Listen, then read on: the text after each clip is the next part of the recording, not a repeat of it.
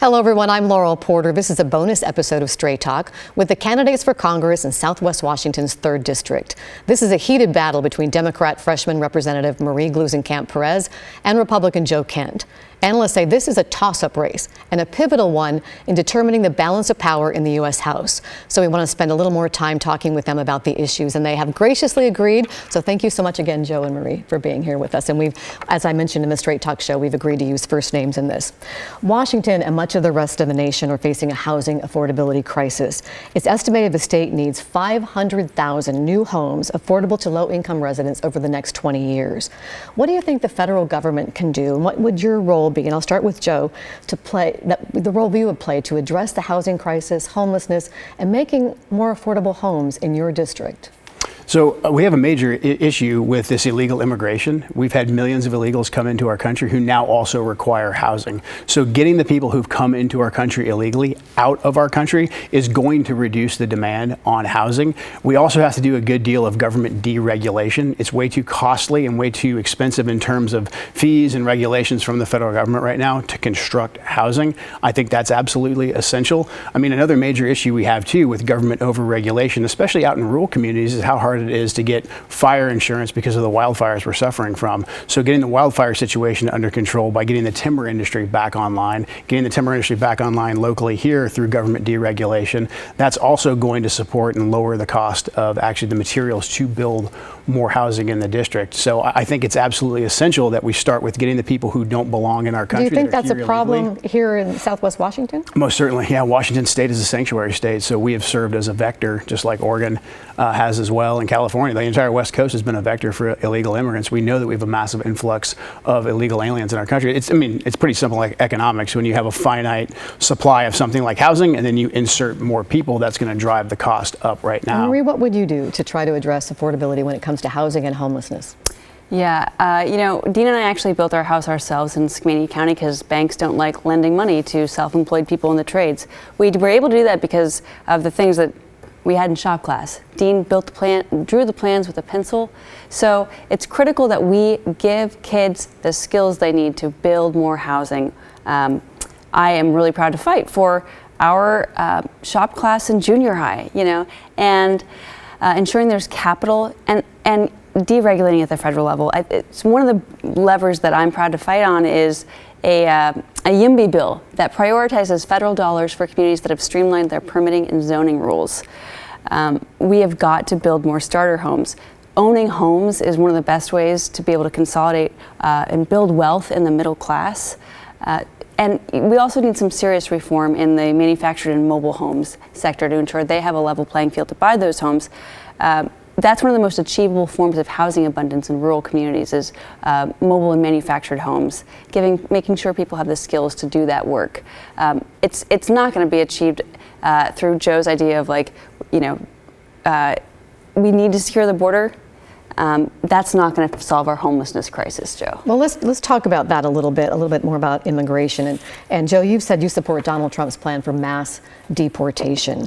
But when we talk about building more much needed homes, that mass deportation plan, according to the Home Builders Institute, threatens to dismantle the nation's housing market. The HBI says immigrants make up nearly a quarter of the frontline workforce of construction workers who are building houses. And it says the result of mass deportation could be a housing labor crisis like we haven't seen since the 1950s. What's your reaction to that? And is that an acceptable consequence to you of mass deportation? We need to do mass deportations on the people who've come here illegally. Worker visas are an entirely different topic. But in general, my view is that we need to be hiring Americans and paying Americans living wages.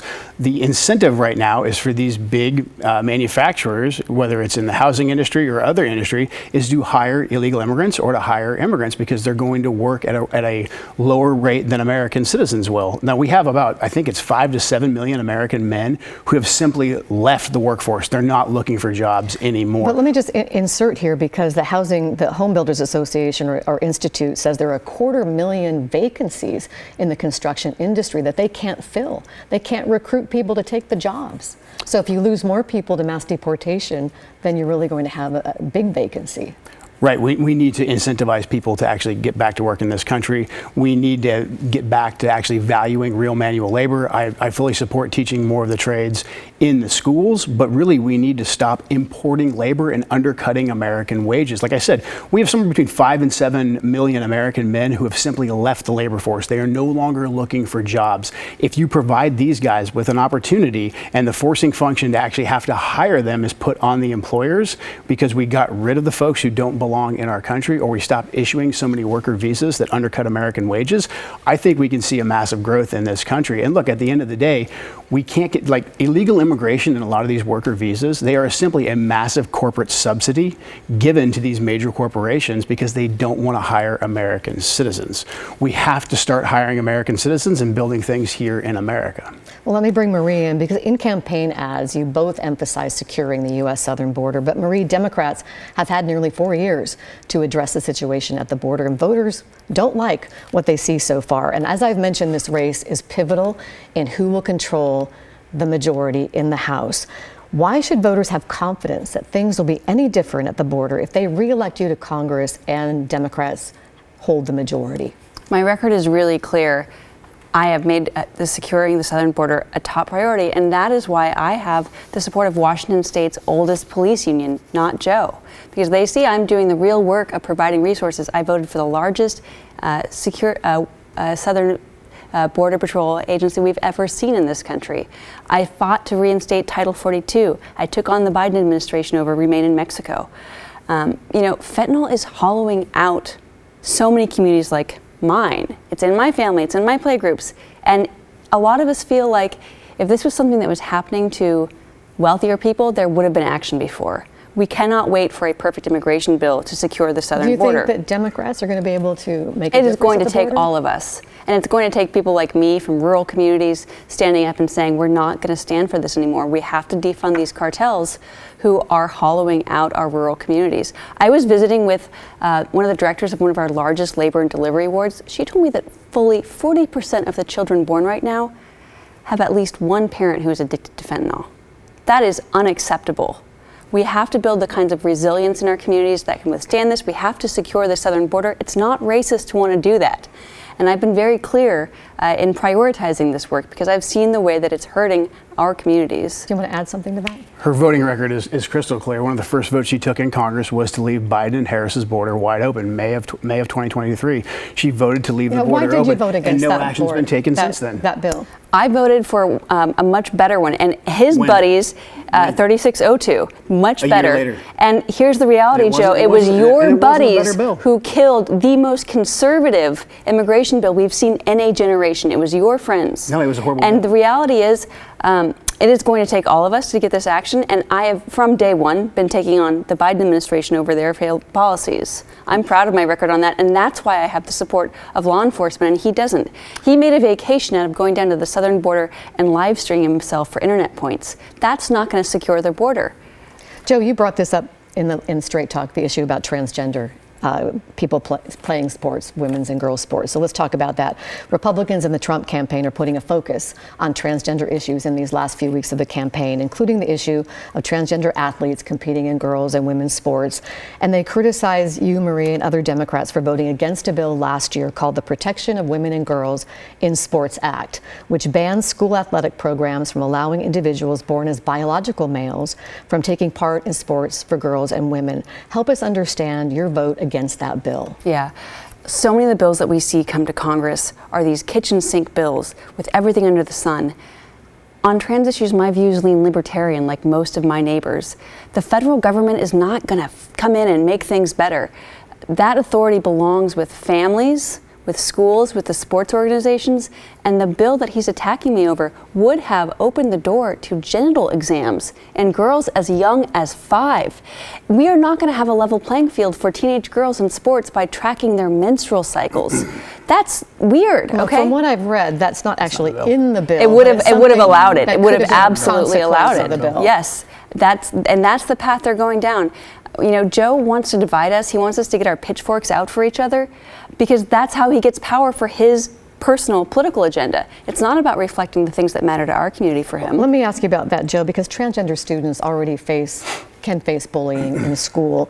Does this bill add to the adversity they already face and put a lot of emphasis on a really divisive issue that only involves a very small group of very vulnerable individuals? No, this bill is very common sense, and I'd encourage people to go read it. The bill simply says that biological men cannot compete against women on the athletics field, so it protects women's sports, but it also says, I think more importantly, that biological men can't go into women's restrooms, locker rooms, or go into battered women's shelters, protected women's places, because obviously there is a difference in the sexes. So we're not trying to pick on anybody, we're simply trying to protect young women and young girls, in particular in our schools. Now, she says these things that just simply aren't true about, checking the genitals and all that is not in the bill whatsoever. It just says that the sex that you were born in, your real true sex, that is the sex that you have to compete in athletics, and that dictates which bathroom that you use in our schools to protect our young daughters. It's important that people read That these is bills. exactly what it opened the door to. It is not going to make things safer. I mean, these bills are a crazy power grab by politicians. It's not going to make schools safer. It's not going to provide a more level playing field. It's just division because he wants to distract us from his very extreme stance on abortion. Every time we talk about it, he pivots to that because he doesn't want to be accountable for the pledge you signed to pursue a national ban on abortion. He'll go off about saying his word is bond, but his word goes with the Now, poll. he told us Talk about a pivot. She's trying to excuse why she voted to put men into your daughter's dressing room. I mean, come on. I have to just say, because this is separate from our main Straight Talk show, that you did say in the main episode of Straight Talk that you gave your word, your pledge. I can give it here too. And you could do here that you will never vote for a national abortion ban. Yeah, abortion is no longer a federal issue. It's back at the state level. I would not support a national Constitutional abortion amendment. Would you support a constitutional amendment to ban abortion? No, You're I on support the tape Supreme saying Court. you will. I support We the Supreme know Court. what you believe, and your word is not, dude, Marie, it just goes with the wind. Marie, look, you said nobody stays awake at night worrying about the southern border after you voted to leave the border wide open. And we have people That is dying in our district. profoundly out of context. What I was But your saying vote's not was out of that context. Your my vote was voting to leave record the is border very open. clear, and Yeah, that's May why I of have the support of 2023. law enforcement, and you don't, because they see me doing the real work and you trying to score points online. My record's very clear. I take it very seriously. What I was saying is that people are staying awake worrying that their kid can't get a spot in rehab, that their truck's going to get repossessed, that they're going to lose. That's voting not record's true. very clear. May of 2023. That is not true. Go to mariewatch.com. You can see exactly what her All right, voting let's record move is. on to another topic. We're almost out of time. The Democratic Congressional Campaign Committee is running an attack ad against you, Joe, trying to tie you More to... than one. Yeah, well, this one, I'm going to talk about this one that tries to tie you to white nationalists. So let's clear up where you stand, what your beliefs are. And some of the questions go back to a campaign event a couple of years ago where a group of men from Idaho attended. They were identified as white nationalists. I don't think they were necessarily invited. This was reported by the Chronicle. And they asked you if you'd favor shutting down all immigration for 20 years. And you said, yeah, it was the best way to keep a tight labor market in favor of American workers. Do you favor banning all immigration for 20 years? We have a broken immigration system right now. We need an immigration policy that benefits the people of the United States of America. American do you want to citizens. ban all immigration? No, I think we have a broken system. And so when something is broken, you do need to temporarily stop it to get our house back in order. Right now, we have a system that allows millions of people into the country because she refuses to secure the border. We also have a system that is really favored by Wall Street and these big corporations because they don't want to pay American citizens for their labor. We're importing low-skilled laborers. We're importing high-skilled laborers. We're cutting the American working man and woman completely out of the equation. So I do think we need to do some major reforms to ensure, number one, that we have a secure country, but number two, that the labor market actually favors American workers. And if there's something here It's offensive to me that you think building a home is low skill. I don't think it's we'll low let skill. that ride. No, That's what no. you just said. No, that's not what I just said. I think it's incredibly high skilled, and we should be training American citizens to do it. By defunding the Department of Education? No, because that's your your current plan. shtick. Your current plan is to let an unlimited amount of people into our country That is undercuts clearly not the true. wages I voted to of increase working the standards Americans. for asylum. Okay, let me and continue ensure on that this, it's not abused. train of thought, because going back to that same meeting where that man asked you that, he also asked if banning all immigration, he said, would also address demographic replacement, which in other words means ensuring a white majority. And you responded, yeah, and there wasn't any more context to that. What did you mean? Do you support that? No, I had been arguing back and forth, and I was speaking to other people in the crowd. The article was written in a very dishonest way. As a matter of fact, this network, KGW, I think did a great job of actually debunking that when they went back and did some interviews and did some more research. I argued with those guys for 20, 30 minutes. Then they wanted to bring up this nonsense about, yeah, but it's because we want some sort of a white majority. I don't care what color people are. I want to make sure that America actually supports American citizens. That's what we need to be fighting for. And our current immigration system works completely against American citizens. That's the issue. So I appreciate that KGW did the fact check. They did, and we just want to make sure, we wanted you to be able to respond to it yourself. You have softened your positions on abortion since the last time we talked. You've kind of softened your position on whether the 2020 election was rigged and stolen. You've distanced yourselves quite a bit from the white nationalists. So voters may wonder, if they elect you to Congress, what Joe Kent's going to show up, because you seem like this kinder, gentler Joe Kent than when I interviewed you a couple of years ago. So let viewers know, I mean, who are they voting for? Who will show up to Congress? Because I did watch an interview you did a couple of years ago with a guy named Grayson Arnold, who is a Nazi sympathizer. You said you had no idea who that guy was. But in the interview, you said you had a lot of praise for Representative Marjorie Taylor Greene, Representative Matt Gaetz, Representative Paul Gosar, who does have ties to white nationalists, and also Nick Fuentes. And you also said you don't believe in compromising with Democrats. So will you be the Joe Kent that's sitting here, more moderate, or will you align yourself more with the extreme wing of your party? I'm the same Joe Kent that enlisted in the Army when I was 18 years old and served my country and went to combat 11 times for my country. Same Joe Kent who has my wife in Arlington National Cemetery. Like, I love this country. I'm willing to work with anybody who wants to preserve and protect this country, who wants to get the inflation under control, who wants to make sure we're not getting involved in new foreign wars, and who wants to secure our border. Look, I am generally conservative. I've had a lot of people, I've done a lot of interviews with different people. Some people say I shouldn't have done certain interviews, but I'm pretty open. If people go to my website, they can see that I'm doing town halls constantly. You can come ask me questions. But look, I'm going to go to Washington, D.C. because I consider it a continuation of my service. Right now, our country is going in the wrong direction, and most Americans agree that the country is heading in the wrong direction. And the Democrats right now have had 4 years, she's had 2 years, and we're still heading in the wrong direction. So I'm going to go to Washington, D.C. to solve problems, and I'm willing to work with anyone to do that. Republicans, Democrats. I'm also was endorsed by Tulsi Gabbard. I think what's taking place right now in the realignment of the Republican Party, in particular Robert F. Kennedy Jr., Tulsi Gabbard, these types of people, I think putting our country first, getting us out of these foreign conflicts, ensuring that American citizens are taken care of, that's really what I want to do in Washington, D.C. Like, who are you? Because you're a Democrat, you haven't endorsed Kamala Harris. What can people expect from you going back to D.C.?